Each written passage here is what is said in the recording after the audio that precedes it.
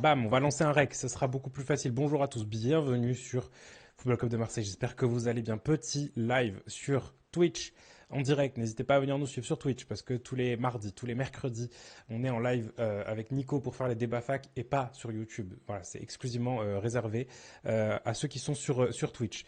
Petit souci de son au début apparemment, donc du coup je fais un nouveau rec.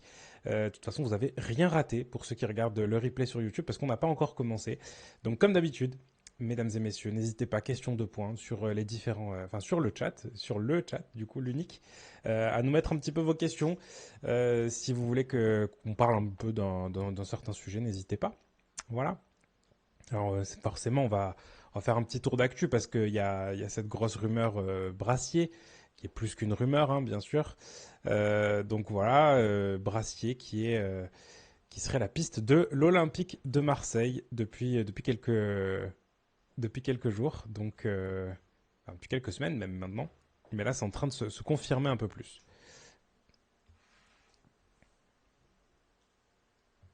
Donc voilà, dites-moi un petit peu ce que vous pensez de cette piste de notre ami Lilian Brassier. Est-ce que ça peut être une bonne piste selon vous?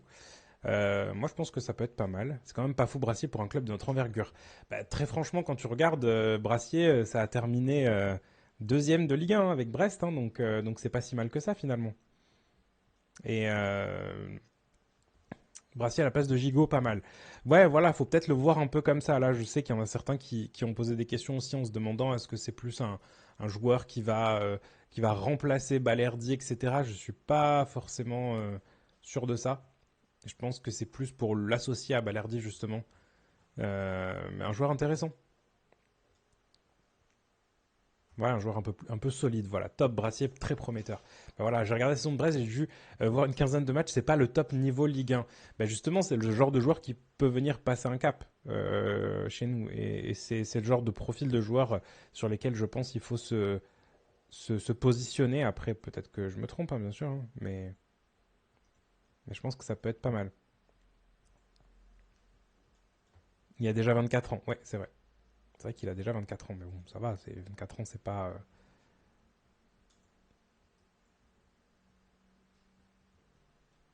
Seul le terrain parlera. Exactement. Parfois, t'as aussi des joueurs qui sont un peu plus âgés et qui pourtant font rien, hein. C'est un joueur moyen bon de Ligue 1. Ben, un joueur moyen bon de Ligue 1, franchement, est-ce que t'en avais déjà beaucoup dans ton effectif cette année? Non. Monaco l'a tenté cet hiver, c'était pas pour rien. Exactement. J'espère que Ballardi va rester au club. Tu penses qu'une grosse offre, ils vont le faire partir. Tout dépend de ce que tu appelles une grosse offre, Mick. Mais moi, de ce que je sais, c'est qu'ils espèrent le faire prolonger. C'est vraiment une volonté du club. Donc après, tout dépend de ce qu'ils vont réussir à faire, quoi. Dites-moi, est-ce que vous entendez la musique en fond ou pas? Un petit peu? Ou pas du tout? Personnellement, j'aurais été vers un Mawissa Agbadou ou un Doucouré. Ouais, c'est des profils un peu différents, mais ouais. Très bon choix. Il n'est pas un joueur moyen puisqu'il est dans une charnière défensive qui a tout le long été deuxième. Ouais, bien sûr. Carrément, Papache. T'as raison. Essayez de me dire du coup sur le chat si vous entendez la musique en fond ou pas. Parce que j'ai.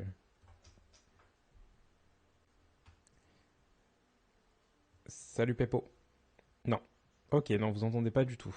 Zéro musique. Bon, ok. Faut que j'arrive à régler ce problème à un moment. Wesley Fofana aussi fait des appels de pied pour se relancer à Marseille. Ouais, c'est un joueur qui est intéressant, mais qui s'est beaucoup blessé aussi ces dernières saisons, qui est à Chelsea, qui a montré vraiment de très belles choses à Saint-Etienne et à Leicester.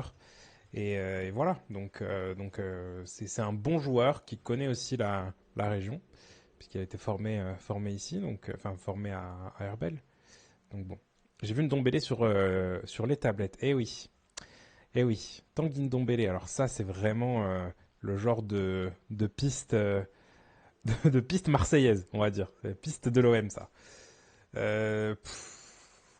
Qu'est-ce qu'on peut dire sur Tanguy Ndombele? En fait, le problème, c'est quand tu regardes.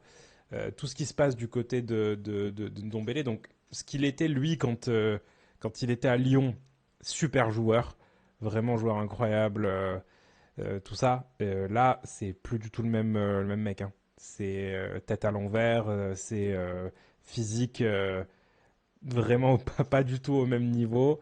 Ça va faire comme Kondogbia. Non, quand même pas. C'est quand même pas. Après, non, c'était pas il y a 10 ans. C'était quoi? C'était en 2018. Non, Ndombele. Ndombele Prime à Lyon. C'était quand? Quand il était à Lyon. On va se regarder ça rapidement.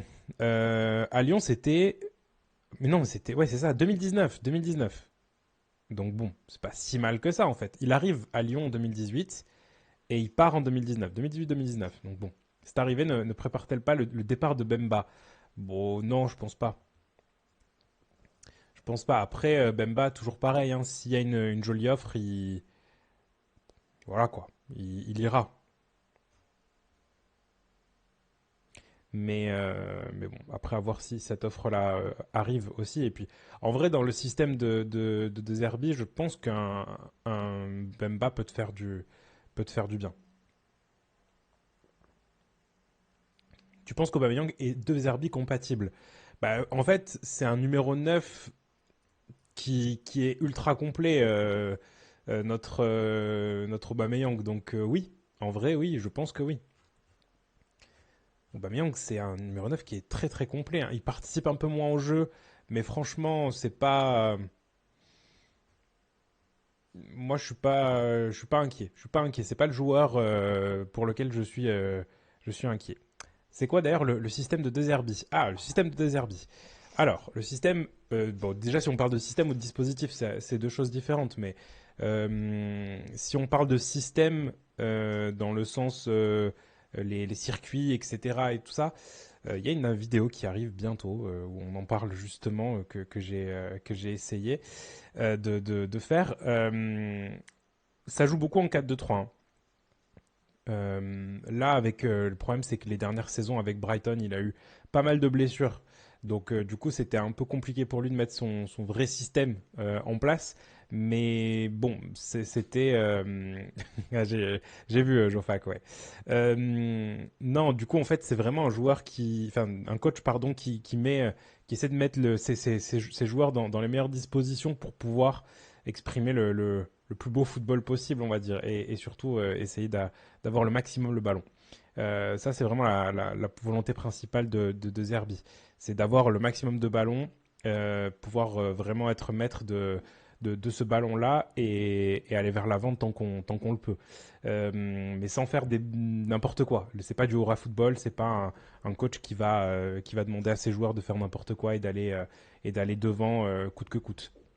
C'est plus de la construction. Ça passe énormément par les côtés. Donc les ailiers sont très importants dans son système et là c'est plus vers ces joueurs-là où il faut vraiment se poser des questions en fait dans notre effectif parce que t'as pas de vrais joueurs euh, voilà qui peuvent vraiment être intéressants à ce poste-là pour le moment. Exactement, Kiri. C'est ça. T'as besoin de défenseurs centraux qui savent bien relancer. D'où la remise en question de l'avenir de Samuel Gigot parce que bon voilà, c'est pas c'est pas lui faire enfin le critiquer que de dire ça, mais c'est pas forcément le meilleur joueur à ce niveau-là. C'est pour ça qu'un Chancel Bemba peut à la limite tirer son épingle du jeu. C'est pour ça qu'un Balerdi c'est très important de le garder et c'est pour ça que même Deserville lui-même a envie de le conserver.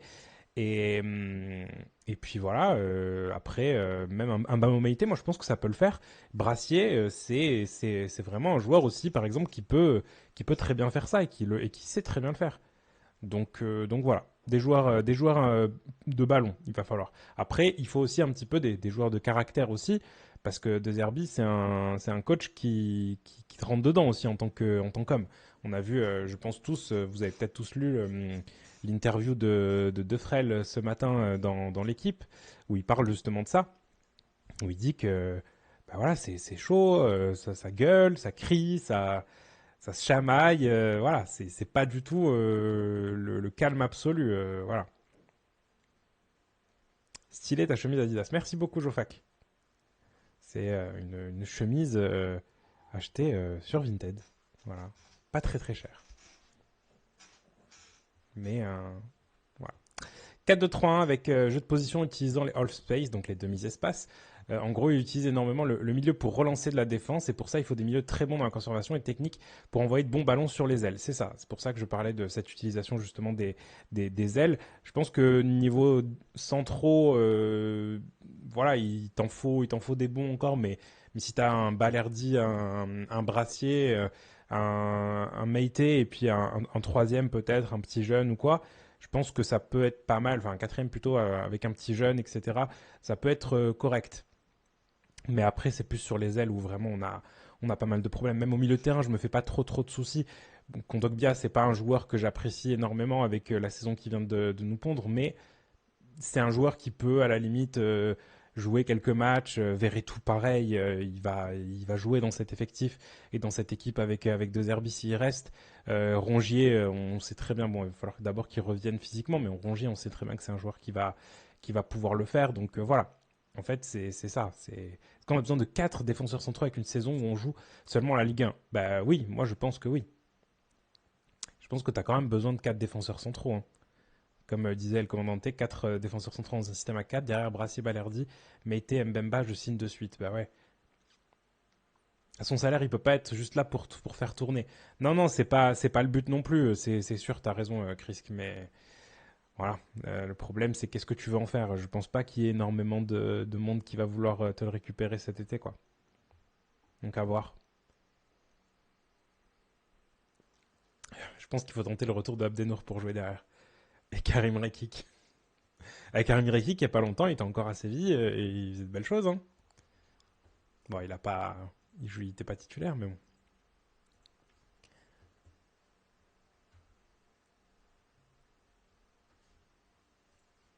Bardi, possible qu'il parte aussi à Atalanta qui pousse. Ouais, bah après moi, comme je disais tout à l'heure, des retours que j'ai, c'est plus que l'OM veulent prolonger à tout prix et qu'ils essayent vraiment tant bien que mal de faire. Donc voilà. Le Genoa, il cherche pas un milieu du profil de Kondogbia. Ouais, ouais. Ouais, ouais, bah écoute, s'ils veulent, pourquoi pas. Attends, ils nous ont récupéré le Strootman, ils ont récupéré Malinowski, ils ont récupéré Vitinha là récemment. Donc pourquoi pas. Karim Reki, Karim Rekiki, ça c'était incroyable. Pour ceux qui n'ont jamais vu cette vidéo, n'hésitez pas à aller voir ça parce que c'est génial. Voilà. C'est Karim Reki qui chante son propre nom devant une foule de supporters. Donc voilà, ça avait beaucoup rigolé. De Zerbi veut garder Unai. Alors ça, on n'en sait rien pour l'instant. Mais carrément, oui, c'est vraiment le genre de joueur, je pense, qui peut percer avec De Zerbi. Le truc, c'est que Unai, va falloir aussi qu'il se remette physiquement parce qu'il a vécu une saison très très très compliquée avec notamment ces grosses douleurs à l'orteil, etc. Et j'espère qu'il va réussir à arranger ça avant la reprise. C'est un très beau joueur de ballon, Unai, mais bon, là pour l'instant, il n'a pas réussi vraiment à le montrer. Même mentalement, il a eu des soucis, hein, on le sait, donc bon, voilà quoi. Si on peut faire le latéral gauche de Brest au passage aussi, qui c'est à Loco. Bah, Loco, ah oui, bah, ça, Batshuayi qui nous dit Loco, non, bah c'est ça, c'est que c'est très cher, hein. Je pense qu'il y a des clubs anglais et tout ça qui vont se positionner. Ça va partir pour 20 millions d'euros, ça, hein.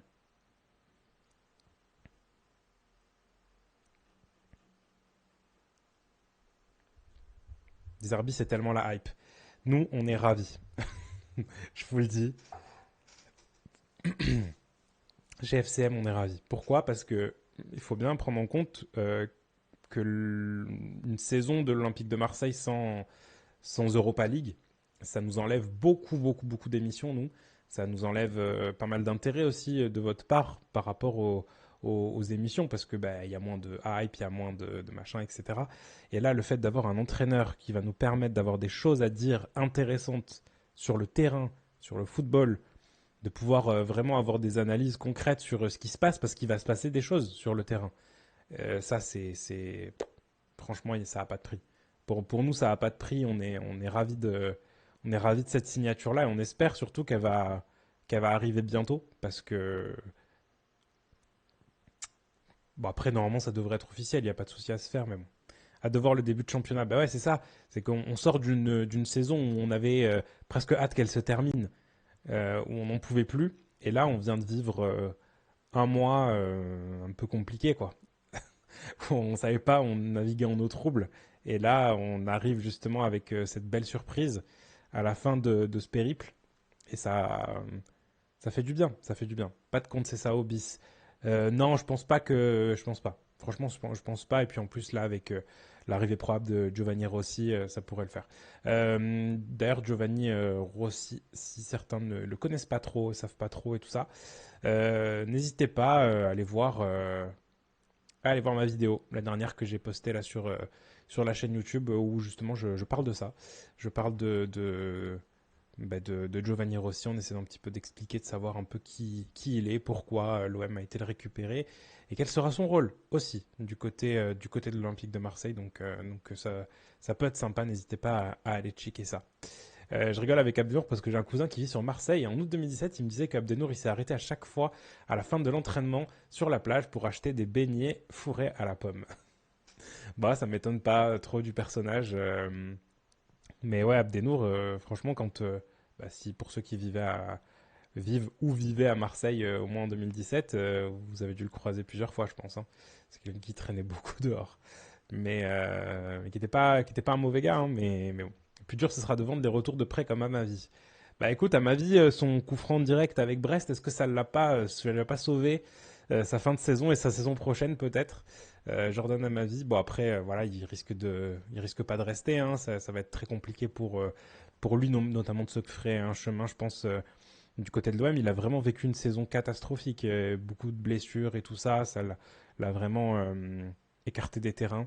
Mais voilà, on va peut-être lui trouver soit un point de chute, soit il pourrait revenir et peut-être avoir un tout petit peu de temps de jeu, je sais pas, mais en tout cas, il a un contrat jusqu'à 2025, si je dis pas de bêtises, donc jusqu'à la saison prochaine, il lui reste un an à voir. À ma vie au Genoa.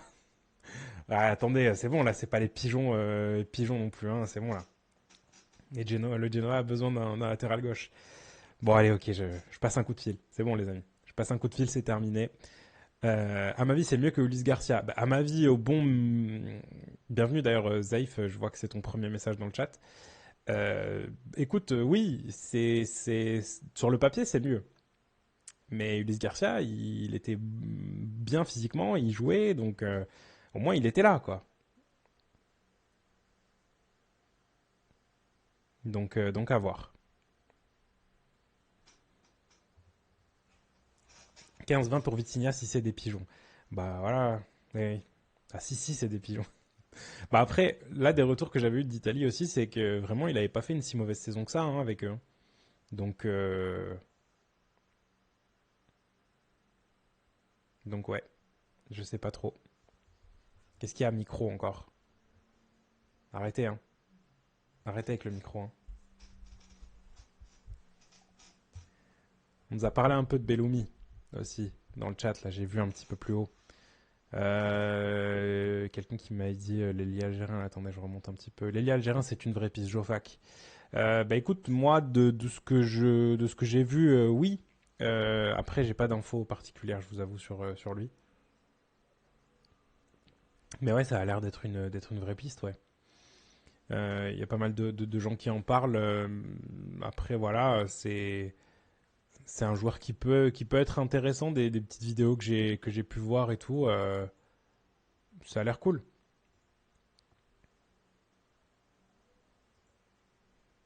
Si Benfica était vraiment dessus, ça augure du bon. Bah ouais, Benfica, ça recrute quand même bien. Donc voilà, après, surtout,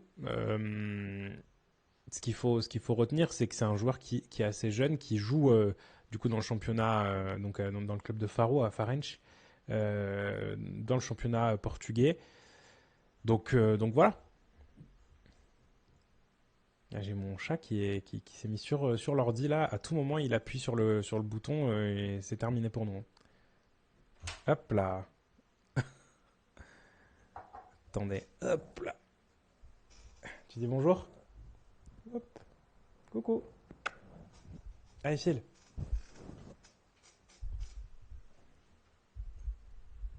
Pas bon souvenir de notre dernier achat au Portugal. Non, c'est sûr. Bon, faut pas penser comme ça, regardez. Chancel Bemba. Chancel Bemba, bon joueur quand même. Et pourtant récupéré au Portugal, pas un achat, il vient libre, mais voilà. C'est donc lui la voix. C'est lui qui crie, ouais. C'est le crieur. La voix, c'est moi et lui, c'est le crieur.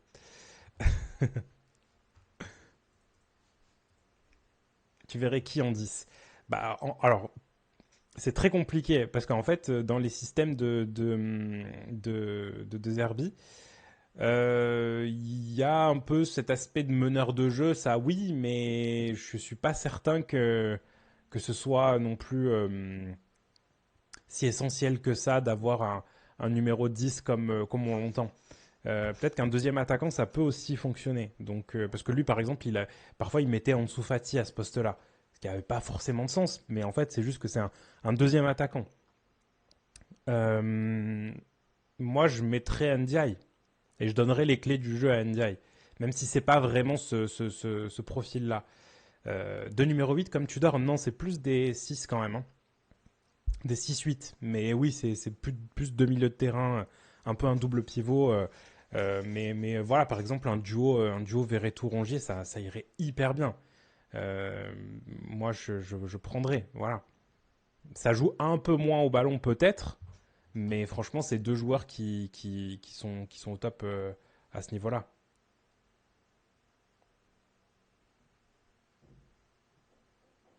Amrabat vient à l'OM, s'il te plaît. Ouais, oui, oui, pourquoi pas. Je prie pour que Rongier n'ait pas perdu son niveau. Bah, ça risque d'être compliqué. Il a quand même fait quasiment une saison blanche là. Hein. C'est pas sexy, Ronge tout dans la création. Ouais, c'est sûr, mais les deux sont pas si mauvais techniquement, franchement. Hein. Alors dans la projection et tout ça, c'est des choses c'est pas forcément des choses qui s'apprennent, mais je pense qu'il y a pas mal de moments en fait où nous on a été frustrés de voir ce qu'ils faisaient sur le terrain, mais en fait il faut aussi se demander ce qu'on leur demandait aussi, tu vois. Euh, c'est ça aussi le problème.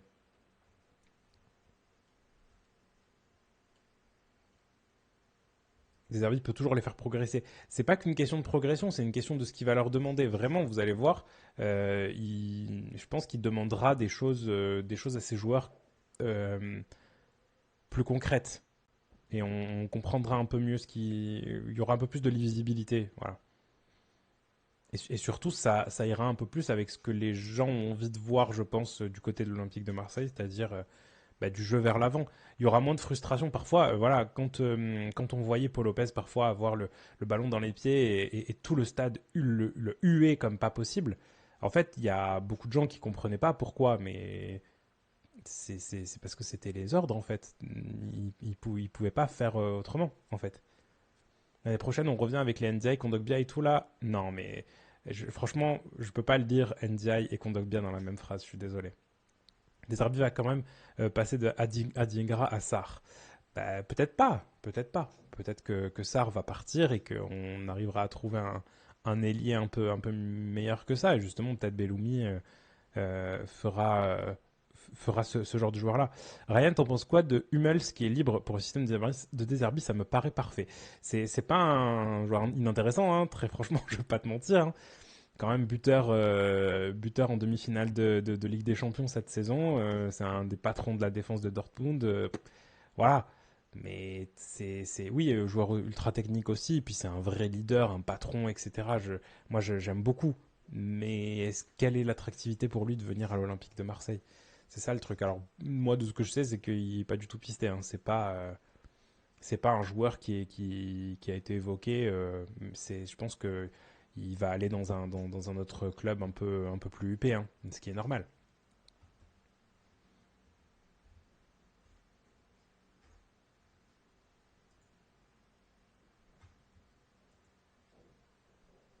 Il va demander une prime à la signature de Zinzin. Bah ouais, il est en fin de contrat, il a pas signé.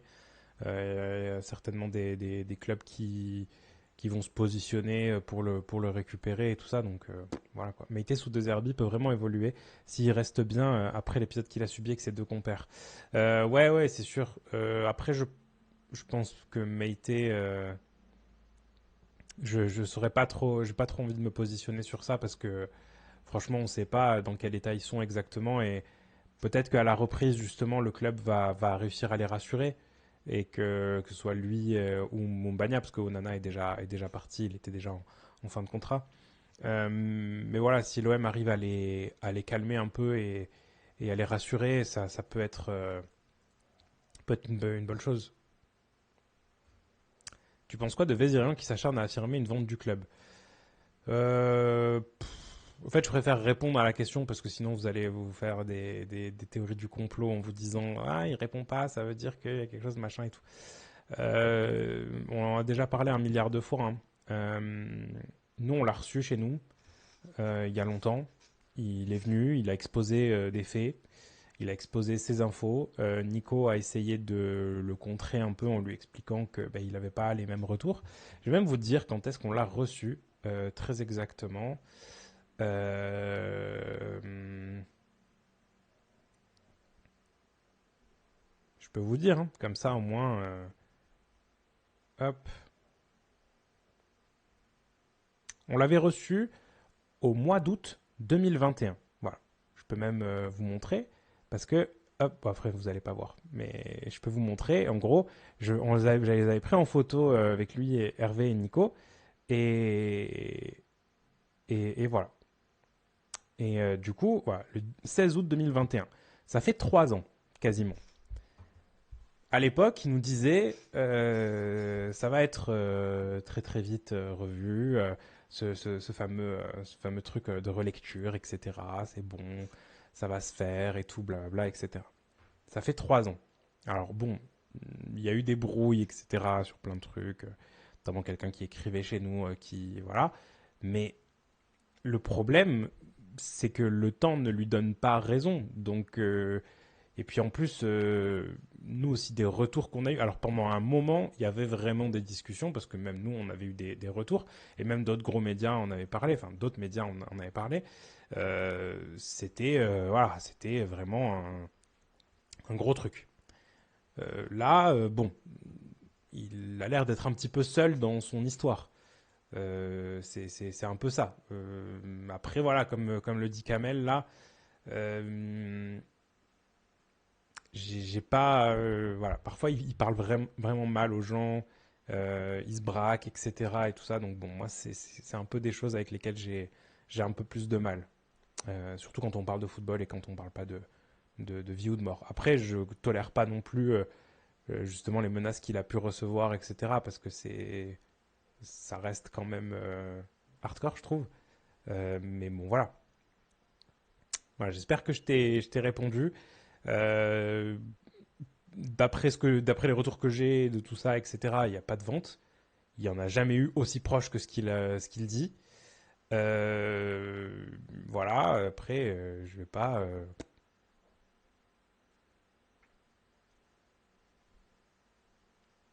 Drogba qui dit écoute, Ryan, moi je vais pas le juger ou quoi que ce soit, mais moi je suis souvent sur Twitch, je connais, et chez lui, le Dash Foot, j'ai jamais vu autant de pubs sur un stream. Alors quand il dit qu'il bouffe pas sur la vente OM, je suis pas d'accord. Ah non, mais très clairement, bien sûr qu'il vit de ça maintenant.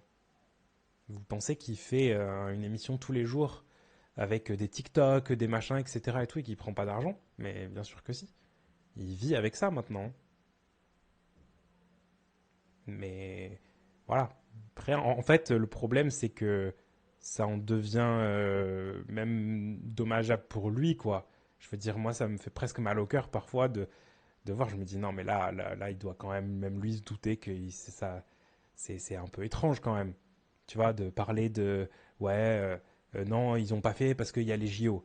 Ah ben non, ils ont pas fait parce qu'il y a la flamme. Ah ben non, ils ont pas fait parce que il y a les législatives. Ah ben non, ils ont pas fait parce qu'il y a les européennes. Ah ben non, enfin, c'est un moment. En fait, il y a toujours quelque chose, hein. Il y aura toujours quelque chose. Donc voilà. Moi, je pense que l'OM ne peut pas réussir en tricotant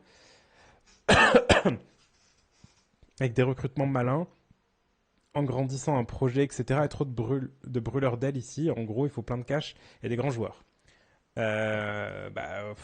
Oui, mais bon, le problème, c'est que plein de cash, ça veut dire quoi? Ça veut dire un projet à la PSG, et tu vois bien qu'ils ne réussissent pas. Donc en fait, tricoter, non. des recrutements malins et grandir un projet, etc. et tout, moi je pense que c'est ça l'avenir du club. Et voilà, c'est ça l'avenir du club. Et c'est ce qui va se passer justement très prochainement. C'est ce qui est en train de se passer. Ils sont en train de recréer, de restructurer énormément, de refaire un organigramme clair, de repartir sur de bonnes bases, en tout cas d'essayer de repartir sur de bonnes bases. Dans la vidéo que j'ai faite tout à l'heure, justement, je parlais du trio Ribalta, Marcelino, Longora qui a été un énorme échec. Bon, voilà. C'est peut-être là justement le nouveau quatuor avec Benatia, Longoria, De Zerbi, Rossi, ou qui peut justement fonctionner. Le problème, c'est qu'il peut plus faire. Ah ouais, bon, ok, très bien. Moi, je pense que l'OM peut. Non, non, non, ça c'est bon. Gagner 10 titres en Ligue 1 en 12 ans, moi je prends Ryan. Alors, moi aussi, je prends 10 titres de Ligue 1, mais pas dans ces conditions-là. Si j'achète Messi, Mbappé, Neymar pour avoir juste 10 titres de Ligue 1 en 12 ans, je trouve pas ça intéressant. Si tu fais des choses intéressantes par contre en Europe et que tu vas vraiment au bout et que tu en gagnes une en mettant des milliards comme ils l'ont fait, là ok. Mais voilà. C'est pas le cas. Un projet à Lille, Brighton avec des joueurs potentiels intégrés des jeunes, c'est ça l'avenir du club. Bah oui, il va falloir passer en tout cas par un truc comme ça. Mais t'es pas à l'abri justement avec ce genre de projet d'avoir à un moment une génération un peu dorée où toutes les planètes s'alignent avec tous tes paris, tous tes jeunes que tu as intégrés qui réussissent tous ensemble. Et donc là, tu vas faire, enfin je veux dire, vous imaginez juste faire une demi-finale par exemple de Champions League pour l'OM par exemple comme ce qu'a pu faire l'Atalanta il y a quelques années, etc. Enfin, juste faire un truc comme ça serait énormissime. Après, il faut utiliser ce genre de moments un peu dorés pour pouvoir justement aller, euh, comment dire, vraiment, vraiment confirmer. Donc, profiter de ces moments-là pour récupérer des énormes chèques avec des joueurs qui vont péter par-ci par-là. Et là, ensuite, tu réinvestis correctement ton argent. Mais bon, c'est toujours un très gros problème, hein, et c'est toujours très difficile. Si c'était aussi facile que ça, il y aurait que des gros clubs. Mais voilà. Je vais faire un mauvais raccourci, mais c'est comme les gourous de secte. À quel moment tu peux dire qu'ils y croient encore à ce qu'ils racontent et à leurs fidèles? Bah, parce que le problème, c'est qu'ils essayent de chercher la petite bête sur pas mal de choses, sur plein de petits trucs, avoir ça comme un signe de machin, etc. et tout. Voilà, le problème, c'est que quand tu vas commencer à chercher, oui, il y a des choses bizarres parfois qui se passent dans les transactions, il y a des choses bizarres qui se passent dans tous les trucs, même sur la gestion du stade à un moment, sur il y a plein de trucs. Mais en fait, si tu commences un petit peu à chercher, c'est compliqué. Voilà. Ravanelli, quelle place dans le staff? Quelle place dans le staff pour Ravanelli? Bah écoutez, à un moment, il y avait un certain Papin qui était conseiller, là qui est devenu du coup entraîneur de la réserve. Donc pourquoi pas Ravanelli dans ce poste que Papin occupait. Moi, je le verrais bien dans ce poste-là. Et de toute façon, là, ça fait quelques semaines qu'il est déjà assez proche du clan Longoria, on va dire. Et Benatia, il a fait quelques déplacements avec eux, il a fait tout ça et tout, donc il était souvent invité. Donc je pense qu'il est déjà assez proche et ils vont réussir à lui trouver une petite place. Mais en fait, c'est ce qu'on demande depuis des années, c'est que nos légendes aient des places dans le club, pas simplement juste pour leur donner une place, mais en tout cas pour qu'il y ait un bout d'histoire, qu'il y ait une continuité. Et là, ils sont en train de faire quelque chose d'intéressant justement à ce niveau-là et je trouve que c'est vraiment bien. Vous trouvez pas que les abos sont un peu chers alors qu'on n'a pas la Coupe d'Europe? Je t'avoue, je n'ai pas trop les infos réelles, Issam, parce que ben, ça fait longtemps que j'ai pas pris d'abonnement, vu que maintenant ben, je bosse, donc du coup j'ai pas à prendre l'abonnement. Mais ouais, certainement. C'est 180 euros, ouais. Ben, je saurais pas te dire exactement. Je saurais pas te dire exactement pourquoi est-ce que ça a été augmenté. Peut-être qu'ils communiqueront là-dessus, je sais pas. Peut-être on pourrait poser la question, mais voilà. Il faut un vrai réseau pour ça et ne pas avoir peur de mettre un minimum. Les meilleurs prospects, il n'y en a pas grand-chose en dessous des 20 millions d'euros. Après, il y a des joueurs préformés, ayant une certaine maturité qui peuvent sortir du lot. À la Guendouzi seulement, pas beaucoup le droit à l'erreur sur la quantité. C'est ça. C'est que tu peux faire du coup des gros... comment dire? Tu peux faire des gros transferts, parce que pour l'OM, 20 millions d'euros, c'est un gros transfert. Donc tu peux faire un ou deux gros transferts, mais si tu te trompes, comme tu as dit, ça te coûte beaucoup plus cher. Vu que tu es l'OM, T'es un club qui a pas le budget faramineux d'un Manchester City, d'un Real Madrid, etc. Donc voilà, c'est pas la même chose. Au fait, Guendouzi est retour de prêt, des arbitres devraient le garder. Non, Kamel. L'option d'achat a été levée pour la Lazio parce que c'était une option d'achat qui était soumise à un certain nombre de matchs joués, si je ne dis pas de bêtises, et aussi à un classement de la part de la Lazio en Serie A. Et donc, du coup, voilà, le retour de prêt n'aura pas lieu. Il est déjà à la Lazio, malheureusement. Ouais, désolé Kamel, je t'ai brisé ton rêve, frérot. Désolé. Brassier, il va signer Rennes. Bah, j'espère, oui. Je pense. Là, des retours qu'on a eu récemment, il n'y avait pas d'accord officiel et tout ça, mais ça, c'est dans la bonne voie. Lui a envie de venir. Ça fait plusieurs semaines qu'il est pisté. C'était même une piste de Conceição. Donc voilà, voilà. C'est pas juste dû au maintien, Guendouzi. Je sais plus exactement, mais en tout cas, je sais que pendant la saison, elle a été levée. Oui, en virage, c'est ok, mais compliqué d'avoir des places. Mais en jambon, en Gannett, je trouve ça un peu limite. Ouais, ouais, c'est sûr, Issam. Euh, ouais, moins de 10 millions. Ouais, c'est ça. Bah, après, on l'avait pas payé très très cher, mais ça fait chier de se dire qu'il y a un joueur comme ça qui est parti de l'OM. T'as vu la rumeur Todibo si Balerdi part? Ouais, j'ai vu, c'est 13-013 qui a sorti ça. Bah ouais, bah, ça peut être un bon, un bon profil. Moi, j'aime bien ce joueur. Après, voilà quoi. Le problème, c'est que les rumeurs de ce genre, comment dire, enfin pas les rumeurs, pardon, mais les transferts de ce genre avec des clubs qui sont en Ligue 1 aussi, on sait très bien qu'ils vont pas nous rater quoi. Ils vont nous foutre une énorme, euh, une énorme clause. Donc voilà, c'est compliqué, mais Todibo ça m'étonnerait. Brassier semble sur le même poste que Balerdi. Todibo, ce sera sûrement Manchester United. Bah, j'ai pas trop suivi, je t'avoue, les trucs des concurrents là. Nice, j'ai pas trop regardé.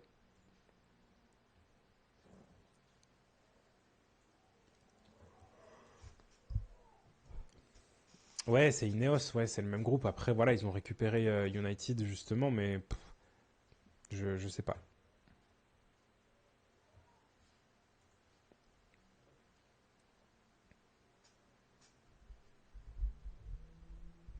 Vitinha était bien vendu. Ouais, c'est plutôt pas mal. Après, va falloir aussi voir un peu ce qui se passe en termes de clauses, etc. Parce que je sais pas. Moi, je pense qu'on s'en fait un peu toute une affaire là. Mais bon.